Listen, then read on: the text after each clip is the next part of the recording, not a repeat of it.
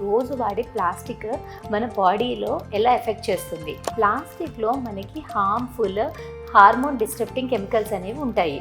దాన్ని మనం కామన్గా బీపీఏ అంటాము. కొంతమంది ఏంటంటే బీపీఏ ఫ్రీ ప్లాస్టిక్ అని కూడా అంటారు, బట్ అది ట్రూగా బీపీఏ ఫ్రీ ఉండదు. బీపీఏ బదులు బీపీఎఫ్ అండ్ బీపీఏఈ యూజ్ చేస్తారు.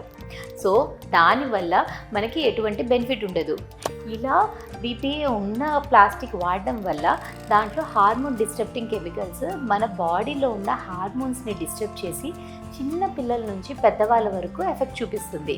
చిన్న పిల్లల్లో అయితే ఎదుగుదల problems, brain developmental issues or ఫిజికల్గా హార్మోన్స్, రిప్రొడక్టివ్ సిస్టమ్ డెవలప్మెంట్ మీద ఎఫెక్ట్ చూపిస్తుంది. సో చిన్నపిల్లల్లో మనకి బ్రెస్ట్ డెవలప్మెంట్ తొందరగా అవ్వడం కానీ, పీరియడ్స్ రెగ్యులర్గా రావడము తొందరగా స్టార్ట్ అవ్వడం, పీరియడ్స్ ఇర్రెగ్యులర్గా రావడం, పీసీఓఎస్ రావడం లాంటివి ఇష్యూస్ ఉంటుంది.